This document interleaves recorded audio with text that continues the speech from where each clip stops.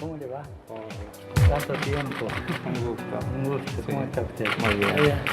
En la delegación estaba también el Nobel de la Paz Adolfo Pérez Esquivel.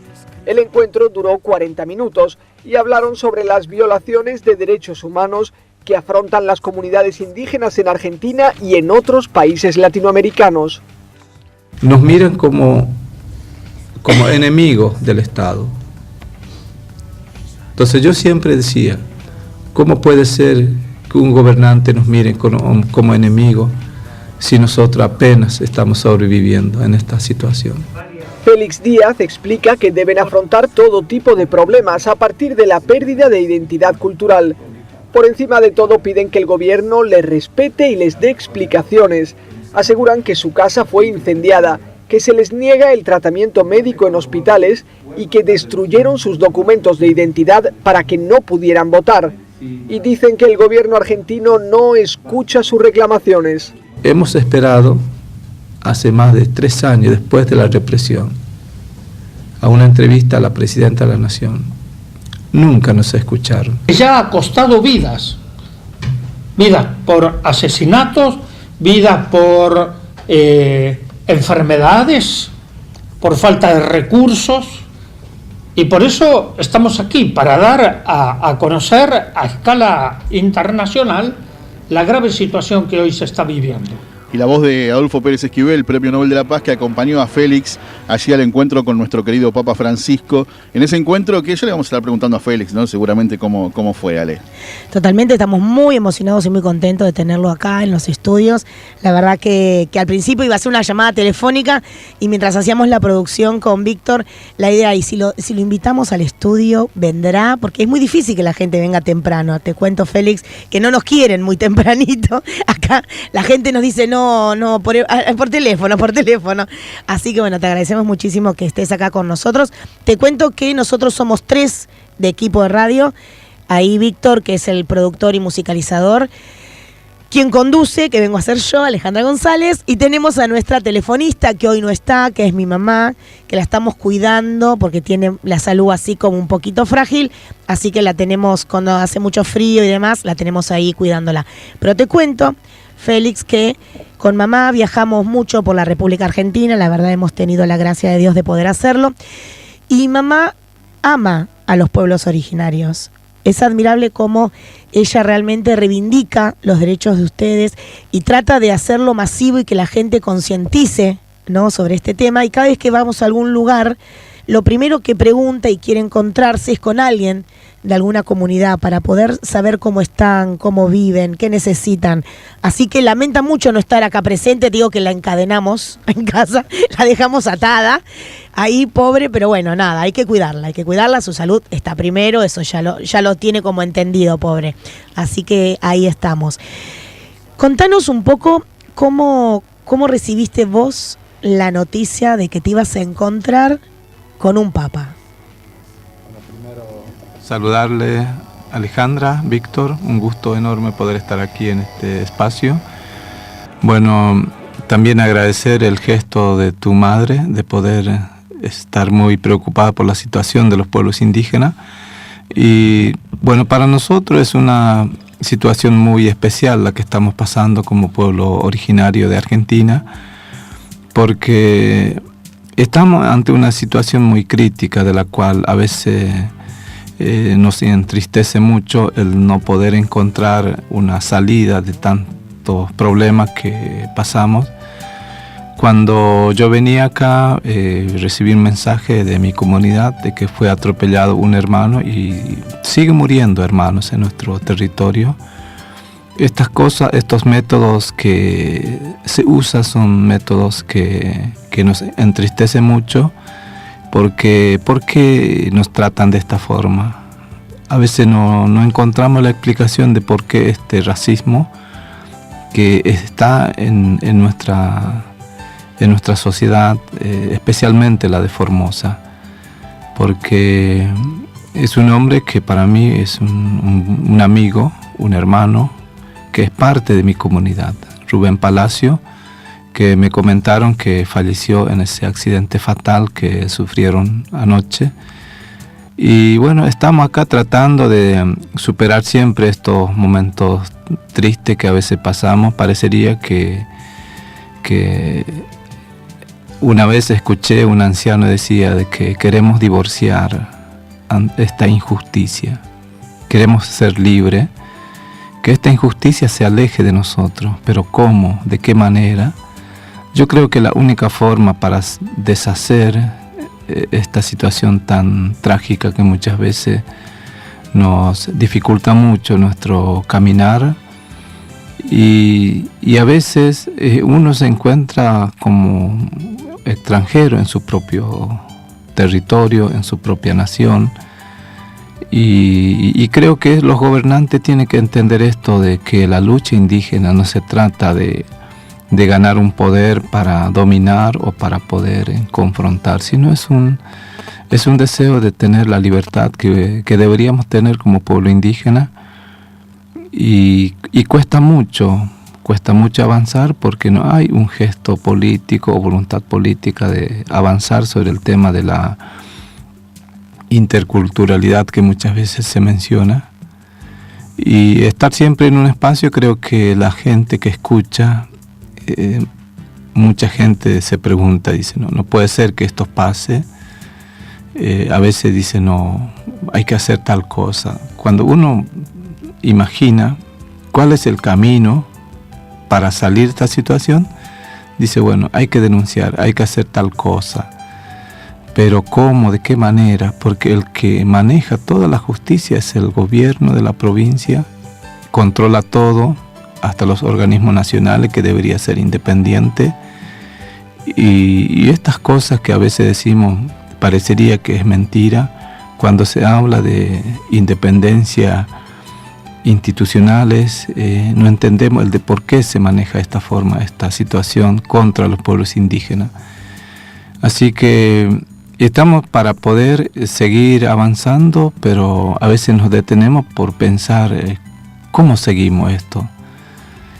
Venimos así denunciando esta injusticia hace ya muchísimos años, siempre hemos vivido de esta manera y yo creo que todas las iglesias, tanto la iglesia evangélica cristiana como la católica, tienen mucho que ver en esto. ¿Por qué? Porque la gente habla mucho en su boca el amor, la solidaridad, la espiritualidad, pero no practica.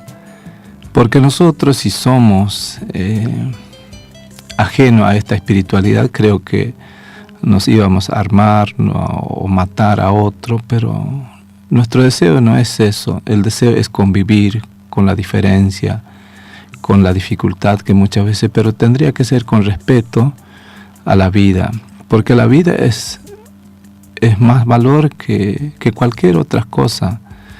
El dinero también es necesario tener, pero no es la forma de vivir, acumular, el de poder competir o superar a través del engaño o asesinato.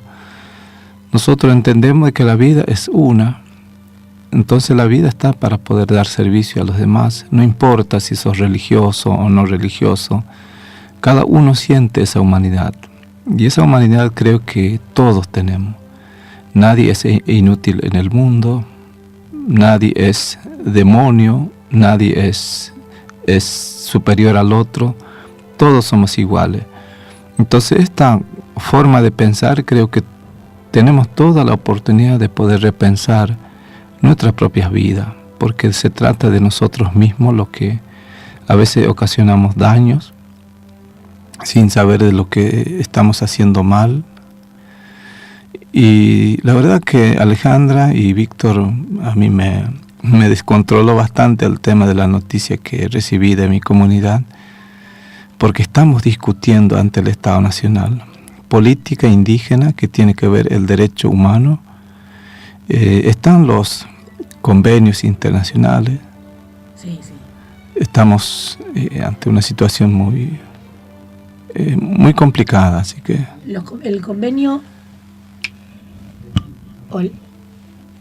Ahí estamos. El convenio 169, ¿verdad? Es el que no se está respetando. Así es, porque nosotros hemos llegado ante la Comisión Interamericana de los Derechos Humanos, donde nos otorgó una medida cautelar para salvaguardar la integridad física de los miembros de la comunidad. Pero ahora van 9 muertos con esta medida cautelar en nuestra comunidad, por accidente, o por enfermedad, o por asesinato. Entonces uno se pregunta, ¿cómo podemos salir de esta situación? ¿Cómo uno puede entender de que la policía no le importa si muere un indígena? Bueno, murió por imprudencia o por ebriedad. No le importa la vida. Se busca excusa legal para justificar la muerte de los indígenas. Vos planteabas que esto está pasando obviamente en Formosa. ¿Tienen contacto con el resto de los pueblos originarios de la República Argentina? Nosotros estamos conectados en este momento, por esa razón estoy acá, porque creo que este es el lugar donde uno se comunica más con los otros pueblos indígenas, porque hay organismos ONG que nos facilitan la comunicación a través de los teléfonos que a veces nos prestan para estar comunicado con los demás hermanos, porque muchas veces tenemos celulares, pero muchas veces no tenemos crédito y dificulta mucho la comunicación con los demás. Y también por internet no tenemos acceso por falta de herramientas propias, como tener una propia computadora para poder mensajear con el otro. Es una dificultad que todavía estamos luchando como para poder estar a la altura de la comunicación con la sociedad y de poder usar esos medios para estar conectado con el resto de la sociedad. Es básico, la verdad, porque de lo contrario no hay forma de poder unirse también, ¿no? Si no nos podemos poner en contacto con el otro. Félix, la verdad lamentamos mucho lo que pasó en tu comunidad con esta persona, sinceramente. Nos parecen que estas injusticias no deberían estar pasando nunca. Sinceramente, la verdad que no.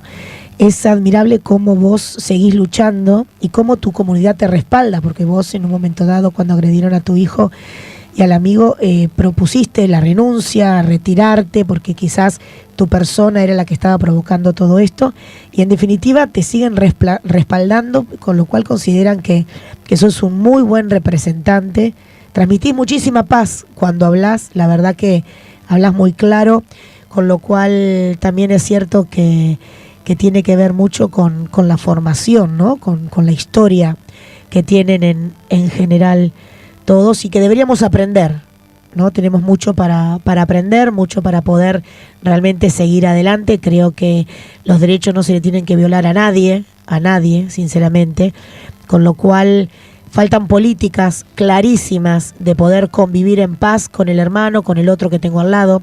El Papa Francisco, una de las cosas que siempre insiste y dice, tiene que ver con esto de la apertura, de poder dialogar con el otro, de poder hablar con el otro que piensa distinto que nosotros, pero seguramente tenemos muchísimas cosas en común, y una es la dignidad de la persona, la cual no debe faltarle a nadie, ni debemos permitir que al otro se la quiten de la forma más arbitraria que podemos llegar a tener.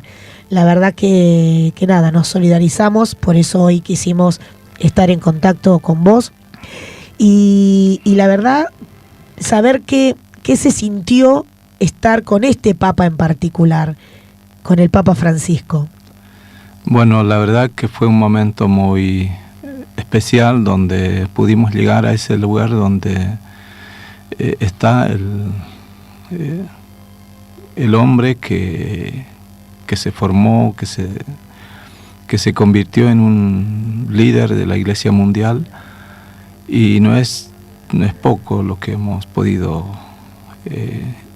estar en ese lugar, porque en nuestra vida nosotros los pueblos indígenas no tenemos metas, ni desafíos, ni sueños para decir que en algún momento estaré ahí. Se presentó esa oportunidad y creo que no fue planeada ni se trabajó. Realmente tuve un deseo, me comuniqué con el padre Francisco Nazar y una amiga que es de Quilmes, se llama Sonia Chamorro, que venía trabajando con nosotros, colaborando siempre de lo poco que ella está en su alcance. Ella también pertenece a la parroquia de Quilmes, y que estuve varias veces con esta mujer, y es una gran mujer, que le planteé la situación de cómo conseguir un medio para ir a ver al Papa Francisco. Entonces lo que ella me dijo, bueno, veremos, Félix, si podemos hacer algo, no te prometo que te voy a conseguir, pero veremos si podemos hacer algo, pero solamente tenés que encontrar la forma de cómo el Papa te puede recibir. Entonces le planteo esto al cura Francisco Nazar, que es un cura que trabaja con los pueblos indígenas en Formosa hace más de 44 años, que él conoce perfectamente la situación de los pueblos indígenas. Entonces le pedí que se comunique con alguna autoridad de la Iglesia Católica acá en Capital Federal para que nos consigan una audiencia con el Papa. Y trabajó así. En una semana o 2 semanas creo que tuve la suerte de que Sonia Chamorro me dijo, Félix, ya te conseguimos el pasaje, ahora nos falta la fecha para tu audiencia. Entonces se tramitó todo eso así, es como si fuera todo en apuro por la urgencia que requería el tema de la situación de los pueblos indígenas. Se dio eso y después se comunicaron con el Premio Nobel de la Paz, Adolfo Pérez Esquivel, se sumó y a través de él pudo conseguir la agenda con el Papa. Entonces se fue como enderezando el camino como para poder llegar hasta el Papa. Primero nos dijeron que era muy difícil, que posiblemente nos atendería, pero solamente era un saludo que por lo menos duraría en 5 o 10 minutos. Y lo que más quería era para saludarlo, estrechar la mano y abrazarlo. Y bueno, eso creo que se dio en el camino de que la entrevista era privada, que nadie se va a enterar. Por eso hubo mucho como secreto del viaje, porque hubo mucho miedo de que esto se puede caer. Y llegamos hasta Roma. Al principio de la salida de acá del país tuvimos un problema con la Policía Federal, donde nos chequearon, preguntaron a mi mujer, ¿de dónde conseguiste el pasaporte? ¿Quién te pagó? ¿En el mismo aeropuerto fue eso? Sí, acá en Ezeiza. Y nos puso nervioso porque todos los pasajeros pasaban, pero tranquilamente, sin preguntarle. A nosotros sí nos revisaron la mochilita que teníamos, si teníamos dinero. Es algo muy, muy lamentable que nos hacen esto. Y eso nos dio mucho miedo, porque teníamos miedo de que si esto nos pasara en el exterior, no sabemos cómo resolver el problema, porque no entendemos el otro idioma que se puede manejar. Entonces fue como una situación muy incómoda lo que pasamos. Pero pasamos ahí, la policía preguntó a mi mujer, ¿quién te tramitó el pasaporte? ¿Solo a ella le preguntaban o Sí, a vos también? A mí me preguntaron por la visa que está en mi pasaporte, porque viajé en Estados Unidos el año pasado por la Comisión Interamericana, y me preguntaron quién nos invitó, cuánto está el pasaje, cuántos días van a estar allá, si tienen la invitación oficial.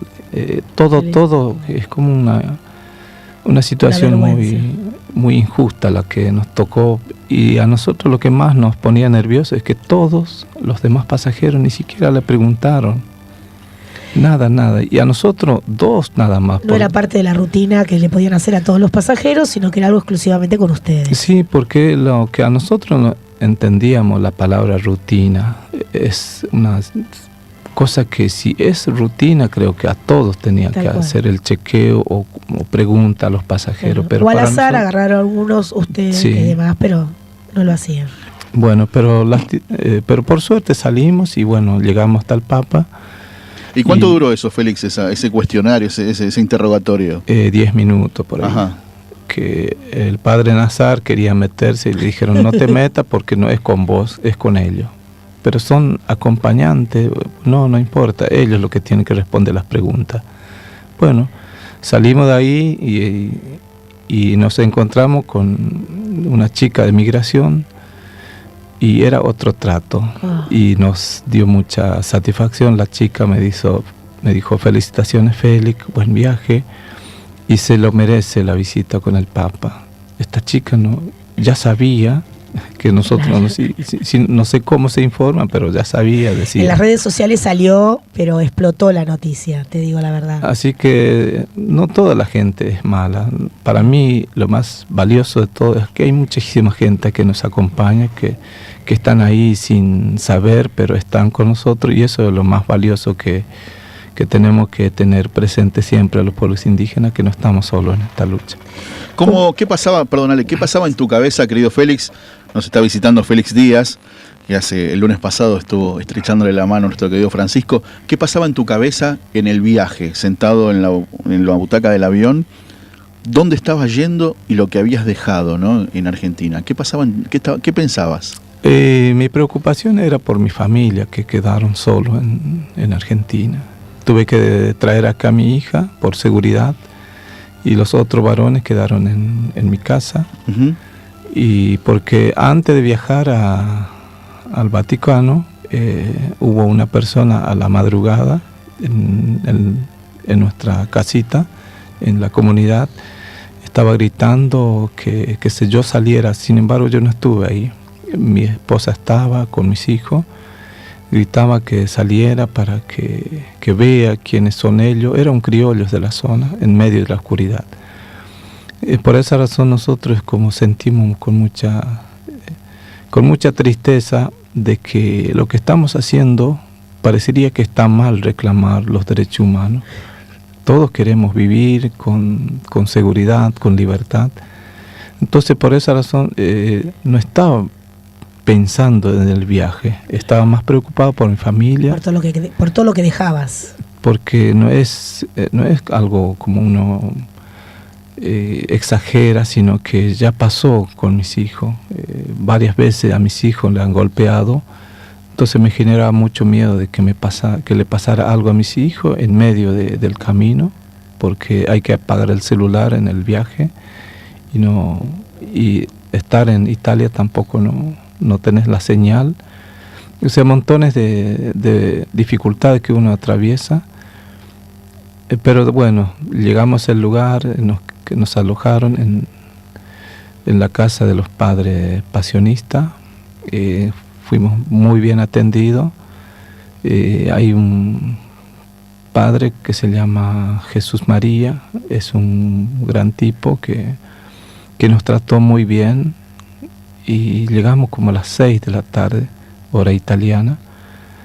Casi una noche y un día viajamos, pero todo bien, el viaje fue bueno, el vuelo también fue muy positivo, y una vez que estando en Roma creo que se alivió la preocupación, porque mirábamos todos los lugares hermosos, la gente que nos reconocían, nos alentaban de que sigamos, a pesar de que no entendíamos el italiano, pero veíamos los rostros muy contentos y eso nos hace sentir muy, muy cómodos.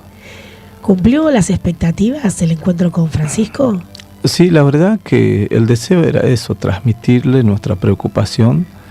Y yo les dije al Papa de que en una ocasión, en la visita de Juan Pablo II en América, cuando estuvo por Paraguay, en Salta, acá en Argentina, él pedía perdón a los pueblos indígenas. Entonces yo le transmití de que este pedido de perdón tiene que revertirlo, tiene que haber más acompañamiento de la Iglesia con los pueblos indígenas, y que nos acompañe y que no nos convierta más imponiendo sus religiones, sino ayúdenos, porque necesitamos que la humanidad se encuentre esa paz y ese amor, porque en el mundo hay muchísimas religiones, pero ¿por qué estamos tan peleados? ¿Por qué hay una disputa de poder tan grande que hasta nos consideramos como enemigos entre nosotros mismos?